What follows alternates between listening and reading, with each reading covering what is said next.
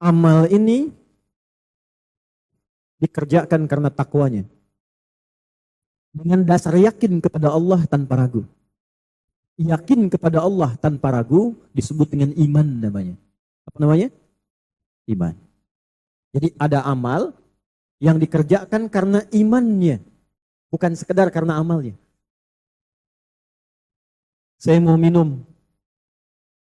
Kalau amal biasa, minum ini sekedar menghilangkan haus. Tapi kalau saya kerjakan karena Allah, apa yang Allah perintahkan dengan minuman ini? Khudh biyaminika ma yalik, ambil dengan tangan kananmu yang paling dekat denganmu. Samillah, sebut nama Allah sebelum diminum. Bismillahirrahmanirrahim, karena yakin dengan Allah, mengharapkan Allah ridha dengan minuman saya ini. Ketika kita minum berharap ridha karena Allah, supaya Allah ridha dengan minuman ini, maka diberikanlah keberkahan dengan minuman itu di dunia, dan pahala dari bacaan tadi untuk akhiratnya. Kalau misal, saya contohkan langsung ya, biar supaya paham betul ya. Gara-gara perbuatan ini Nabi Ibrahim jadi Khalilullah. Jadi Khalilullah. Ya, ada tamu datang, disuguhi makanan minuman. Ya, disuguhi tidak mau. Saya harus balas katanya, nggak hanya sekedar disuguhi. Saya mesti balas. Karena sama-sama orang baik, tak mau dibayar, maka diberikan tuntunan balasannya, cukup minum, awali dengan bismillah, selesai, akhiri dengan alhamdulillah. Karena perbuatan itulah kemudian turun, wattakhadallahu Ibrahim khalila. Jadi kekasih Allah. Hanya karena bab minum. Saya contohkan supaya jelas nih. Ambil dengan tangan kanan yang paling dekat, sebut nama Allah di Al-Bukhari, kul bismillahirrahmanirrahim. Paling singkat, bismillah. Minum. Akhiri, alhamdulillah. Alhamdulillahirabbil. Walaupun minumnya satu teguk, tapi ketika diniatkan dengan iman untuk mendapatkan ridha Allah, maka diberikanlah keberkahan dalam minuman ini. Tabarak tadi, tabarakalladzi biyadihil. Apa manfaat keberkahan itu? Ziyadatul khair wastimraruhu. Maka air yang seteguk itu diberikan tambahan kebaikan oleh Allah sehingga menjadi energi bagi pemiliknya untuk mengamalkan kebaikan-kebaikan dalam hidupnya. Minumnya sedikit, tapi dengan sedikit bisa menyelesaikan Quran 30 juz. Minumnya sedikit, tapi dengan sedikit tak tinggal tahajud. Minumnya sedikit, tapi dengan sedikit tak luput lisannya berzikir. Bukan saya, contohnya Imam An-Nawawi. Imam An-Nawawi hidup cuma 44 tahun. Minumnya sekali setiap hari. Makannya sekali. Ayah beliau yang bawakan makanan, ya, namanya Pak Syaraf. Imam Nawawi itu namanya Yahya bin Syaraf Ad-Dimashqi. Makan sekali dengan roti kering, ba'da isya. Minumnya sebelum subuh. Dengan makanan dan minuman yang sedikit itu, lihat karyanya bagaimana sekarang dibaca oleh hampir semua umat Islam di muka bumi. Berkah, itulah berkah. Nah, jadi kalau makan banyak-banyak tidak ada energi untuk bisa sholat khusyuk, nah, berarti ada yang kurang berkah dalam makanannya. Jelas di sini?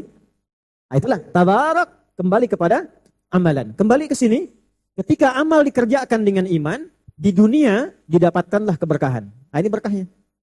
Di akhirat, kalimat iman dengan bismillah tadi diperintahkan oleh Allah pada malaikat, catat itu untuk bekal akhiratnya. Itulah yang kita sebut dengan pahala namanya. Jadi minumannya selesai di dunia, keluarnya kotoran, yang dibawa ke akhirat bukan minumannya. Tapi pahala yang dicatat tadi, ajrun namanya. Apa namanya? Ajrun. Wa yubashshirul mu'minina alladzina ya'maluna as-salihati anna lahum ajran kabira. Jelas di sini? Jadi saat pindah nanti ke akhirat, ya. Jangankan ke akhirat, ke alam kubur dulu tuh. Ya, ininya enggak ikut. Yang ikut apanya? Amal yang menyertai, kalimat yang menyertai aktivitas minum kita, makan kita, dan keseharian kita. Bila amal dikerjakan dengan sifat seperti itu, maka muncullah yang ketiga, yang dimaksud ahsanu amala, itulah amal yang disebut dengan amal soleh. Apa namanya? Ini yang dimaksud dengan ahsanu amala. Walladzi khalaqal mauta wal hayata liyabluwakum ayyukum ahsanu amala.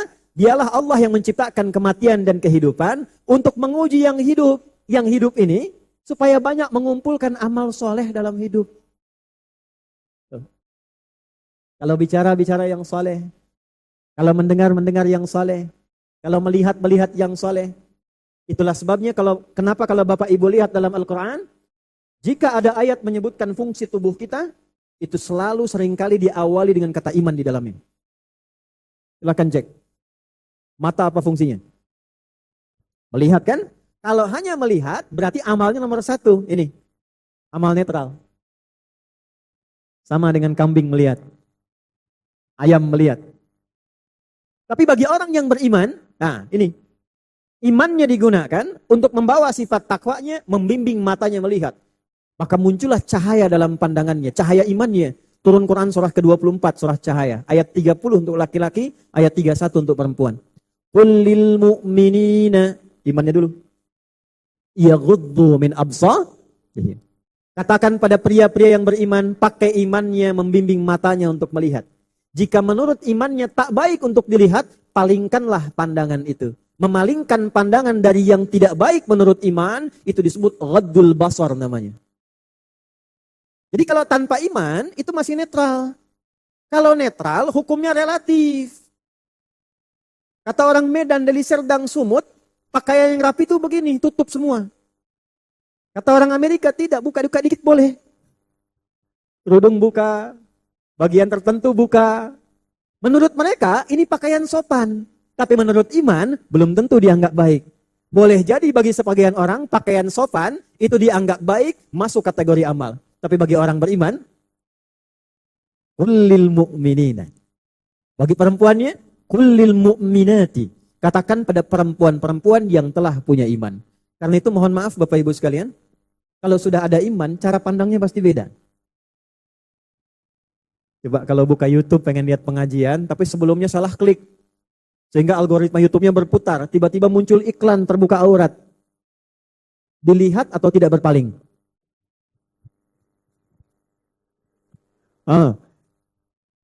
Ya. Kalau iman ada, itu begitu terlihat begini, biasanya imannya aktif, langsung paling nih. Salah ini. Minimal dia skip tuh. Atau dia pindahkan. Ya? Apalagi dari mata turun ke, jangan langsung ke hati dulu. Turun ke lisan. Ya? Coba lihat fungsi imannya hadir lagi. Man kana yu'minu billahi wal yaumil akhir. Iman. Man kana yu'minu billahi wal yaumil akhir. Falyaqul khairan au liyasmut. Siapa yang merasa beriman pada Allah dan akan hidup sampai ke akhirat, dihisab di hari kiamat, bawa pahala pulang, maka kumpulkan pahala lewat lisanmu. Katakan yang baik-baik, kalau tak mampu, ya. Karena itu berkata pun pasti ada iman dalam lisan. Kalau kata imannya nggak bagus, jangan katakan. Lihat, Pastul lihat tayangan nggak bagus. Matanya langsung berpaling, lisannya istighfar, astagfirullah. Enggak ada yang terlambat. Matanya masih lihat, lisannya istighfar, astagfirullah.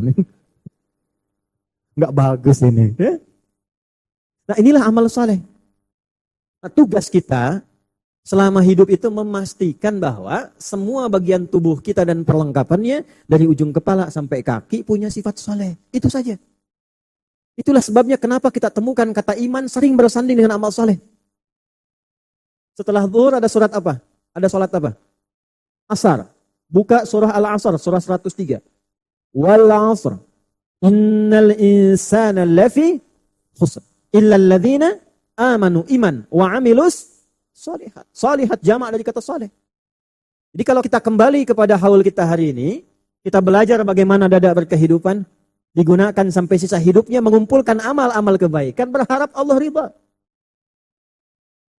Jack Dada sudah bangun masjid ini ya. Tolong kamu teruskan sampai 99 masjid. Solehnya sudah ada. Tinggal bagaimana keluarga kompak untuk meneruskan itu. Nah kita yang hidup diperlihatkan. Wah ini soleh. Sosok ini soleh. Sosok ini soleh. Pertanyaan saya. Dari sekian banyak orang yang hadir hari ini. Yang mendapatkan informasi. Anda yang datang sampai ke sini. Apa yang Anda dapatkan pelajaran soleh dari almarhum yang kita dapati saat ini di samping kita? Kenapa mesti kita yang datang? Kenapa mesti kita yang hadir? Nah, maka manfaatkan setiap mendapati orang soleh di sekitaran kita. Tidaklah Allah mengantarkan kita untuk mengetahui orang itu. Kecuali menginginkan kita berubah lebih baik dari sebelumnya. Jelas sampai sini? Baik. Nah kalau sudah jelas. Sekarang bagaimana tertib mengumpulkan amal soleh itu? Sekarang sudah paham risalah hidup. Fungsi kehidupan menjadi hamba Allah yang saleh. Nah ini sudah fitrah, Bu. Makanya ibu kalau ditanya anaknya, saya pengen jadi anak yang saleh. Ya kan? Bahkan baru dikandung ingin menjadi anak yang saleh. Itu sudah fitrah di Quran surah ke-7 ayat 189. Da'awallaha rabbahuma la'in ataitana salihah lanakunanna minasy syakirin. Sekarang saya agak cepat ya, supaya bisa memberikan beberapa ijazah dalam amalan-amalan. Nanti setelah itu kita keluarkan zikir-zikir yang khusus ya, dan dampaknya bagi kehidupan. Tugas kita sebelum meninggal, kita mencoba semampu kita memastikan seluruh bagian tubuh ini bisa beramal soleh. Karena dihisab. Tadi mulut misalnya. Ya, mohon maaf ini. Hari ini saja dari bangun sampai sekarang, udah berapa jam dipakai bicara itu? Ngobrolin orang sudah? Minimal ustadznya kan? Diskusi tentang dunia, ngobrol tentang anak, ngobrol tentang pekerjaan, ngobrol tentang masa depan. Sudah soleh belum? Dari sekian jam yang Allah kasih dari bangun sampai sekarang, taruhlah 10 jam misalnya. Dari bangun sampai sekarang 10 jam, berapa jam di lisannya yang sudah menjadi amal soleh? Sudah baca Quran? Sudah zikir? Sudah dipakai taubat? Maka pastikan selama hidup minimal yang pernah keluar dari tubuh ini semua baik dalam pandangan Allah. Melihat Allah ridha, ya, mendengar Allah ridha, berjalan Allah ridha. Kalau kita bisa kumpulkan semua itu, apa yang terjadi? Ini poin yang ingin saya sampaikan. Apa yang terjadi? Allah akan merubah hidup kita, dipelihara, dirawat oleh Allah, hanya akan dipertemukan, diarahkan, dan diberikan semua yang baik-baik dalam hidup. Turun Quran surah ke-16 ayat 97. Quran surah 16 ayat 97. Pelan-pelan ya. Man amila salihah. Siapapun yang mengerjakan amal saleh. Man ismun mausulun yadullu ala fardiyatil ammiyah. Konjungsi kata sambung menunjuk pada setiap orang tapi maknanya luas. Mau laki-laki, perempuan, besar, kecil, tua, muda. Kata Allah siapapun yang mau berbuat saleh, merubah dirinya menjadi saleh, beramal yang saleh. Min dzakarin au untha, baik laki-laki atau perempuan. Jabatannya apapun, pekerjaannya apapun. Wa huwa mu'min, dan amal soleh itu dikerjakan karena imannya kepada Allah dan dia beriman. Amal soleh laki-laki atau perempuan dikerjakan karena iman. Perhatikan kalimatnya. Langsung menggunakan fa atafnya, lalu menggunakan lam taukid dan nun taukid tsakilah. Falanuhyiyannahu hayatan thayyibah. Maka saya akan berikan tanpa lama, tidak saya tunda. Fa itu harfu atfin rabitin baina syai'aini bila hudud. Huruf yang mengumpulkan dua peristiwa tanpa jeda. Jadi peristiwa pertama kita merubah diri kita jadi soleh. Makannya dari hasil yang baik karena Allah. Bicaranya yang baik karena Allah. Mendengarnya yang baik karena Allah. Ketika itu dilakukan, kata Allah, fa saya tidak akan tunda, langsung saya berikan. Lanuhyiyannahu, aku tegaskan, ya, aku berjanji dengan sepenuhnya, aku tegaskan, aku pasti akan bimbing hidupnya, aku akan hidupkan semua aktivitasnya, hayatan thayyibah, pada semua kebaikan-kebaikan dalam kehidupan. Jadi kalau diarahkan ke karir, Anda bekerja apapun, Allah akan arahkan, karirnya pasti baik.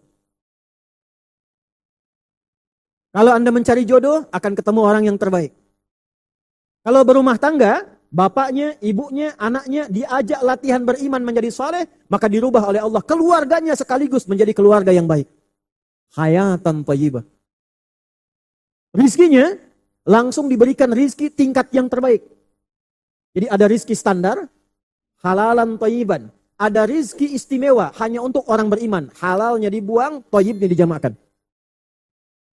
Yang standar Al-Baqarah, bukan? Ayat 169 itu. Ya ayyuhan nasu kulu mimma fil ardi halalan thayyibah. Hei manusia, masih standar. Kulu fil amar, silahkan kerja untuk dapat makanan. Ya, makanya kalau ditanya ayah mau kemana mencari sesuap nasi, padahal mungkin satu rice cooker. Ya, tapi ini dalam balaghah namanya dzikrul ba'di yuradu bihil kullu. Disebutkan sedikit mewakili keseluruhan. Ya, kerja. Bagaimana caranya? Bekerja dengan cara yang halal, halalan, dapatkan yang thayyib, yang baik. Dari pekerjaan yang halal, dikonsumsi mendapatkan yang baik-baik. Tapi kalau bekerja pakai iman, berubah ayatnya. Al-Baqarah 172. Ya ayyuhalladzina amanu. Dari ya ayyuhan nas berubah ya ayyuhalladzina amanu. Kulu, yang ini kulu, yang ini kulu. Yang ini kulu mimma fil ardi halalan thayyibah, yang ini kulu min thayyibati ma razaqnakum. Hei orang beriman, pakai imanmu dalam pekerjaan. Jangan saling menyogok. Jangan saling menipu. Jangan saling menjatuhkan. Rizki sudah Allah atur. Tinggal caranya kita ikuti. Maka ketika bekerjanya menggunakan iman, diikuti hukum Allah di dalamnya, bukan kita yang lelah mencari rizki, Allah yang dekatkan rizkinya kepada kita, walaupun terlihat sedikit, tapi berkahnya diperbanyak oleh Allah. Hayatan thayyibah. Gaji 1 bulan 1 juta, tapi berkahnya banyak. 1 juta untuk 1 bulan. Karena berkah, badan sehat, tidak ada keluhan, hidup nikmat seakan tak punya masalah. Saya pernah naik ke puncak, anak kami nomor 1, Pak Kiai, waktu masih usia 4 tahun, Pak Kiai mertua, itu ingin karena belajar kisah Nabi menggembala kambing, ingin gembala kambing. Saya cari kambing sampai naik ke puncak di Jawa, daerah Lasem ke atas itu, naik ke atas. Terbang kan ada Gus Baha, ke sana ada Gus Koyum di Lasem itu, naik ke atas dikit itu, ya.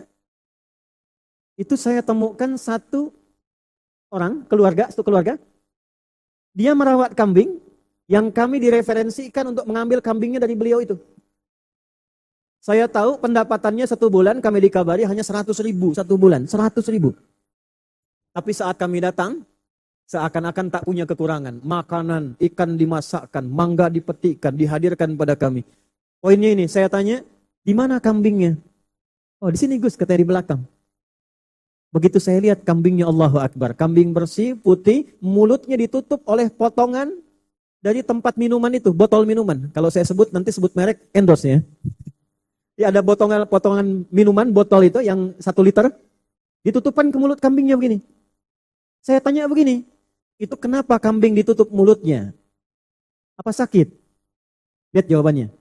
Bukan sakit Gus, ini kambing baru kami beli dari tempatnya. Di tempat dia jalan, dari tempat kami beli, kami tutup mulutnya dengan botol ini, supaya di jalan dia tidak makan yang bukan haknya. Kami tutup mulut kambing ini dengan botol minuman ini, dari tempat kami beli, supaya di jalan kambing ini tidak makan yang bukan haknya. Itu saya diam, ada 10 detik saya menangis. Ya Allah, terima kasih Engkau mengajarkan saya hari ini. Orang yang tinggal di gunung, yang tinggal baik, ternyata lebih banyak mempraktekkan sunnah-sunnah Nabi dibandingkan kita yang banyak mengajar. Jangankan lisannya, mulut kambingnya pun dia jaga. Mister Bang. Dan hidupnya gak pernah ada keluhan. Dapat 100.000 1 bulan. Saat akan makan, tetangga bawakan makanan. Musim mangga, tetangga lain kirimkan mangga. Masya Allah. Hayatan thayyibah. Ada orang dapat gaji sebulan 100 juta, rasanya tak pernah cukup. Tipu orang lagi, korupsi lagi, ambil lagi. Yang dimakan pun kan tak lebih, sedikit saja sama dengan yang lain. Ayo pilih mana? 100 juta tidak berkah atau 1 juta berkah? Tidak ada pilihan ketiga. Ujian iman itu. Nah, jadi kalau kita perbaiki diri kita, ya, mohon maaf. Bukan berarti tidak akan kaya, tidak. Berkahnya dulu ditambah oleh Allah. Kalau berkah sudah bertambah, kita sudah baik, tinggal pilih 1 dari 4, pilih yang mana? Mau hidup pakai harta, amal solehnya, pakai jabatan, kedudukan, pakai ilmu, atau pakai tenaga. Inilah contoh Khulafaur Rasyidin, dicontohkan pada yang 4 itu. Ya, yang pakai harta Abu Bakar As-Siddiq, turunannya Utsman bin Affan, turunannya Abdurrahman bin Auf, Masya Allah. Dilatih dulu oleh Allah, hartanya ditarik dulu. Abu Bakar ditarik dulu, Abdurrahman bin Auf ditarik dulu, Utsman ditarik dulu. Setelah semua badannya thayyib, Setelah paham bisa mengatur harta, bisa mengarahkan harta pada yang baik, diberikan tanpa batas oleh Allah Subhanahu wa taala. Maka bagi teman-teman yang ingin ibadah lewat harta, silahkan, tidak dilarang. Tapi bagaimana caranya dengan harta itu beramal soleh? Kalau cuma berlomba untuk kaya, mohon maaf. Yang sudah kaya banyak, bahkan ada yang abadi dalam Al-Quran. Saking kayanya disebut orang ini hampir seakan-akan memiliki satu benua kekayaannya. Benua dalam bahasa Arab disebut korwah. Pemiliknya disebut dengan korun. Saking banyaknya hartanya sampai sekarang masih dicari. Mau kemana? Cari harta karun katanya. Tapi tenggelam juga. Tenggelam juga. Sekarang pastikan, maaf nih. Dapat sepeda belum kenal Allah. Dapat motor belum kenal Allah. Diberikan kendaraan mobil belum kenal Allah. Punya private jet belum kenal Allah. Punya apa lagi harus diberi sampai kenal Allah? Apa lagi? Nanti kalau sudah dilatih dengan kebaikan-kebaikan, hartanya ada di tangan orang yang tepat, Masya Allah, jadi masjid. Ambulan untuk melayani masyarakat. Beasiswa untuk anak-anak sekolah. Panti-panti yatim. Ijek, Dodi, tengok itu ke daerah-daerah sana. Ada di sana yang butuh perhatian, datang ke sana. Bawa. Berburu pun pilih-pilih. Gak boleh ini ditembak. Gak boleh yang ini dibunuh. Gak boleh membunuh yang sedang hamil. Lihat-lihat. Kenapa? Karena Allah perbaiki dulu keadaan tubuhnya sampai thayyib. Setelah bagus, dititipkan apapun itu digunakan pada yang baik-baik. Bukan, Umar tidak sekaya Abu Bakar. Tapi ketika keadaannya sudah baik, awalnya tiap hari kalau tak mabok tantang orang, siapa yang berani dengan saya bertemu di Bukit A. Sebelum datang, dia pamit dulu pada ibu yang telah melahirkannya karena dia akan pulang tanpa nama, Umar. Tapi setelah masuk Islam, wa hasuna islamuhu, berubah jadi orang baik, jadi thayyib, Masya Allah. Diberikan kedudukan, tidak ada satu pun apa yang beliau kerjakan kecuali nilainya kebaikan untuk umat manusia pada umumnya saat itu. Beliau orang yang melahirkan teori belusukan. Tanpa kamera, tanpa perhatian, tanpa viralisasi. Oleh karena itu orang yang belusukan sekarang disebut sebagai Umar masa kini misalnya. Tapi dilihat berkahnya mana? Ilmu Ali bin Abi Thalib tidak sekaya Abu Bakar. Tidak setinggi tegas Umar kedudukannya. Tapi hebatnya apa? Ilmunya, Allahu Akbar, Masya Allah. Sederhana tapi keilmuannya luar biasa. Viral. Abu Hurairah, viral. Ibnu Abbas, viral. Ada yang tidak dititipkan kedudukan, tidak pilih harta, tidak juga pandai dalam ilmu. Dia gunakan tenaganya. Bilal. Bilal tidak sepintar Ali, tidak sekaya Uthman, tidak sekuat Umar. Tapi beliau sedikit saja azan. Allahu Akbar, Allahu Akbar. Nabi komen. Karena Nabi komen, beliau langsung like and subscribe. Apa komen Nabi? Saya mendengar telapak kaki Bilal di taman surga. Karena suara azannya, aku mendengar telapak kakinya di taman surga. Bilal menyimpulkan, azan aja ke surga, ngapain kaya-kaya Uthman?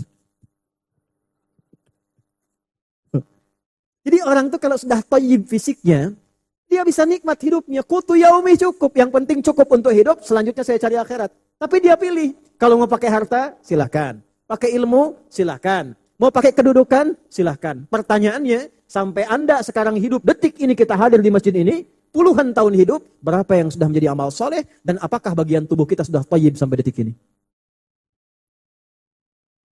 Jadi begitu kita melihat masjid, ambulan di depan, tarik ke diri kita, kok kenapa saya yang lewat jalan ini? Beliau sampai meninggal masih ada inspirasi yang diberikan pada kita itu. Hayatan thayyibah. Jadi kalau ingin hidupnya lebih baik, perbaiki dulu diri kita. Kalau sudah baik, Allah yang maha thayyib, innallaha thayyibun la yaqbalu illa thayyiba. Kalau sudah kitanya baik, tersambung koneksinya ke Allah langsung tanpa sekat. Itulah sebabnya, kalau orang hidupnya sudah thayyib, amalnya salih, maka amalnya pun bisa menjadi syafaat untuk kehidupan dunianya sebelum akhiratnya. Di mana rumusnya? Al-Maidah, surah kelima. Ayat berapa? 35. Dibuka dengan iman, dengan takwa, tawasul dengan amal soleh. Ya ayyuhalladzina amanu taqullah wabtaghu ilaihil wasilah. Hai orang-orang beriman, tingkatkan takwamu kepada Allah, latih supaya jadi soleh. Nah, amal yang soleh itu pakai untuk tawasul dengan amalan kita itu yang soleh. Jadi ternyata kalau matanya thayyib, telinganya thayyib, lisannya thayyib, Tapi toyib Al-Quran ya, bukan toyib yang 2 kali puasa, 2 kali lebaran nggak pulang-pulang gitu. Ya bukan yang itu ya. Kalau sudah toyib semuanya, amalnya soleh, maka amal itu bisa digunakan sebagai wasilah untuk memudahkan kehidupan kita. Bahkan mengentaskan dari kesulitan. Ada yang sulit, sakit, tawasul dengan amal. Ada yang sulit pekerjaan, tawasul dengan amal. Maaf, sekali lagi. Ada yang menjahili dalam kehidupan, ingin menjatuhkan, ingin mengganggu, ingin menghancurkan, tawasul dengan amal. Ada kisahnya enggak Ustaz? Ada. Di Al-Bukhari panjang hadisnya. 3 orang jalan bertiga, tiba-tiba hujan deras, mereka berteduh dalam satu gua, batu menggelinding, menutup pintu gua itu, didorong-dorong 3 orang badannya besar, Arab besar, tapi batu tidak bergerak. Maka ketiganya, satu kemudian mengatakan, mari bertawasul dengan amal soleh kita. Bertawasul dengan amal soleh kita. Yang satu mengatakan, ya Allah, Engkau yang maha tahu, sungguh aku dulu punya karyawan. Karyawan itu saat ingin mendapatkan gajinya, tiba-tiba dia pergi tanpa pamit. Lama sekali, aku khawatir nilai gajinya berkurang, aku kemudian tukarkan dengan kambing. Kambingnya aku rawat sampai banyak, sehingga saking banyaknya memenuhi kemudian halaman bagianku, tiba-tiba datang orang itu mengatakan, Pak, bos, saya pengen ambil gaji saya. Maka orang itu mengatakan, itu gaji kamu, kambing yang banyak itu. Karyawan itu berkata, jangan bercanda bos. Tidak, engkau kan lama nggak datang. Uangmu dulu, aku tukarkan dengan kambing, supaya berkembang jadi banyak. Ini sekarang milikmu. Maka saking senangnya, dia bawa kambing itu semua, ya Allah, tanpa menyisakan satu pun untukku. Dan engkau maha tahu dengan itu. Jika engkau menilai itu sebagai amal saleh yang engkau ridhai, mohon bebaskan kami dari tutupan batu ini. Didorong, bergerak batunya, yang tadinya tidak bergerak sedikit pun. Ya Allah, saya punya ibu. Ibu saya sudah sepuh. Setiap saya berangkat kerja dan pulang, tidak pernah saya tidur lebih dulu, kecuali saya berikan dulu ibu saya minum dari air susu. Untuk mengambil hikmah, saya dulu diberikan ASI oleh ibu saya. Saat beliau sepuh, saya rawat beliau. Sebelum tidur, saya belikan dulu susu, baru kemudian tidur. Tiba saya pulang, ibu sudah tertidur sebelum meminum susu itu. Maka saya berdiri di sampingnya memegang wadah susu itu, dan tidak mengatakan dan tidak membangunkan ibu dalam tidurnya. Saya duduk, saya berdiri di sampingnya, sampai ibu terbangun di pertengahan malam. Dalam keadaan bangun saya berikan, Ma, ini susunya minum dulu. Tanpa saya mengatakan, Ma, saya sudah berdiri lama di sini menunggu Mama bangun. Menunggu Mama bangun. Maka diminumkanlah kemudian susu itu. Selesai kemudian tidur beliau tanpa mengucapkan sepatah kata pun kecuali kebaikan. Ya Allah, jika engkau nilai ini sebagai sebuah kebaikan yang engkau ridhai, mohon bebaskan kami dari batu ini. Digeser, terbuka, tapi belum bisa keluar 3 orang. Yang ketiga, ya Allah, dulu aku orang kaya. Cuma aku rentenir. Aku pinjamkan uang supaya dapat satu pengembalian yang lebih. Aku naksir keponakanku yang cantiknya luar biasa. Kembang desa. Dia anak dari saudaraku. Satu kali, datanglah perempuan ini mengatakan bapaknya terjebak hutang banyak. Minta tolong kepada aku, pinjam uang melunasinya. Aku pikir kesempatan itu untuk mendapatkan si gadis itu. Lalu aku katakan kepadanya, boleh aku pinjamkan, tapi diganti dengan kehormatanmu. Malam ini engkau tidur denganku. Dengan menangis si gadis itu karena mempertaruhkan kehormatan ayahnya, dia menyetujui. Maka di malam saat aku akan menggaulinya, dia mengatakan, ya paman, ittaqillah, paman bertakwalah kepada Allah. Kalimat takwa yang keluar dari gadis yang baik itu, gadis baik-baik tuh. Hati-hati ya, dari gadis yang baik itu menyebut kalimat takwa, jadi getaran dalam jiwa orang yang ada di hadapannya. Ya, sama dengan orang mengancam Nabi. Muhammad, siapa yang menyelamatkanmu saat ini? Ketika dikatakan Allah, bergetar itu, menggetarkan tangan, jatuh pedangnya. Ketika gadis itu berkata, paman bertakwalah kepada Allah. Kalimat takwa yang keluar dari gadis itu, menggetarkan jiwaku sampai aku ketakutan, lalu aku meninggalkannya dalam keadaan taubat kepadamu ya Allah. Jika engkau menilai itu sebagai bagian dari amal soleh yang engkau ridhai untukku, mohon bebaskan kami dari kungkungan batu ini. Ketika didorong, batu itu menggelinding. Itulah tawassul dengan amal soleh kita. Jadi kalau kita mengerjakan amal soleh, kenapa setelah sholat kita berdoa? Setelah baca Quran kita berdoa. Jangan lupa setiap selesai amal sholat berdoa. Termasuk di majlis ilmu. Majlis ilmu itu saking hebatnya, dari mau berangkat, duduk sampai pulang, itu doanya mustajab. Itulah sebabnya kenapa dulu para ulama kalau ada orang taubat bertanya ingin tahu caranya taubat, maka ditunjukkan datangi majlis si fulan, datangi majlis si fulan. Ya? Datangi majlis si fulan, viral membunuh 100 orang, ingin taubat. Kata syekh di sana, kata kiainya, kata tuan gurunya, pergilah ke majlis fulan, dia akan membimbingmu. Berangkat ke majlis itu, di pertengahan dia meninggal. Hanya jarak sejengkal saja dari tempat dia tuju.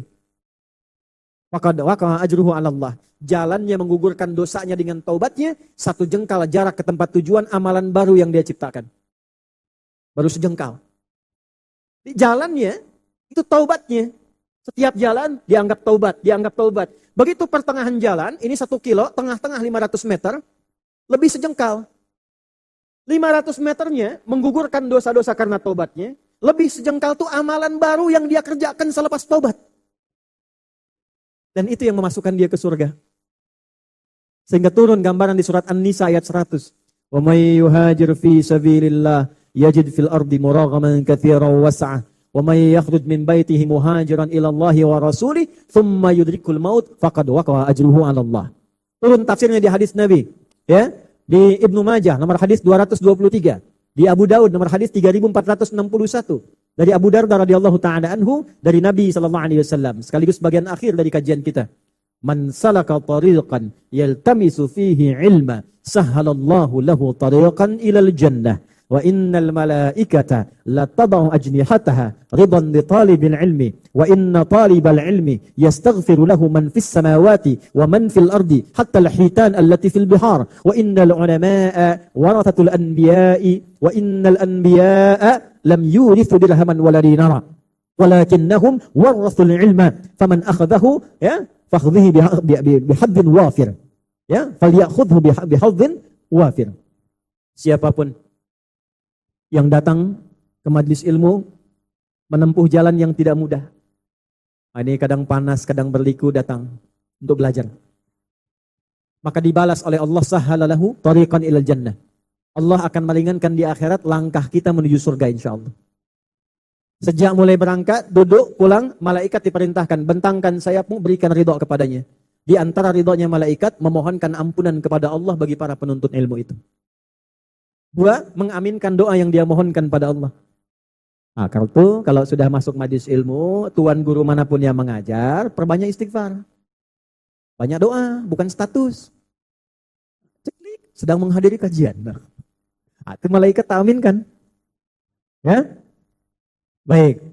Jadi itu kesimpulannya. Ayo tata diri kita menjadi lebih baik.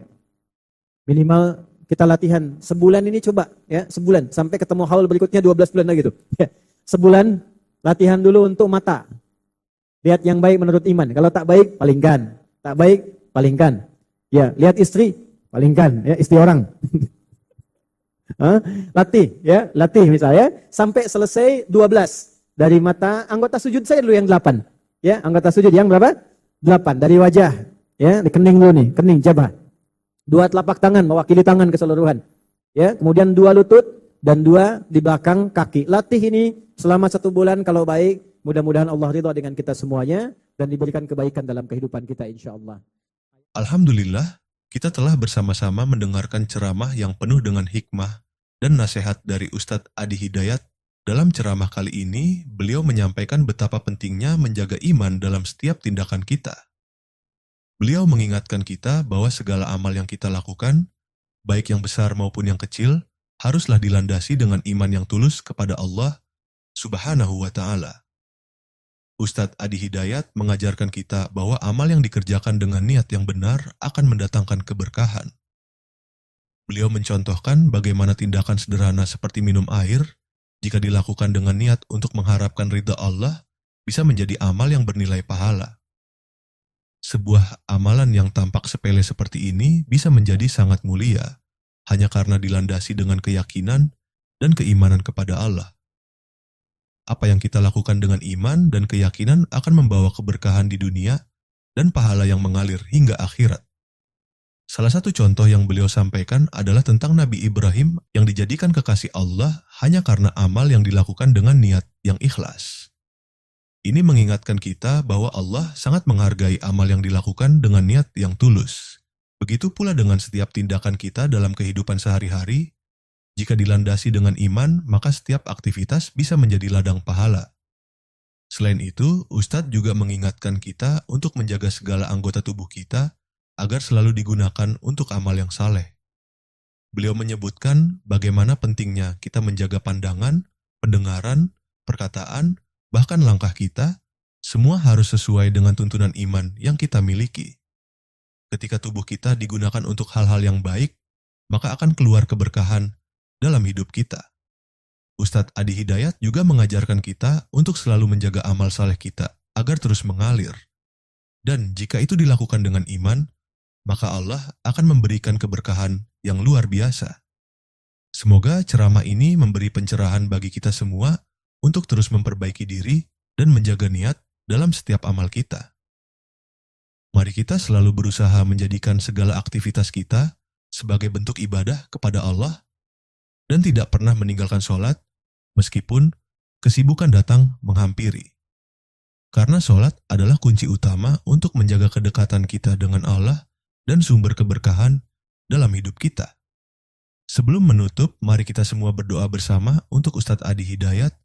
Semoga beliau selalu diberi kesehatan, ilmu yang bermanfaat, dan keberkahan dalam setiap langkah hidupnya.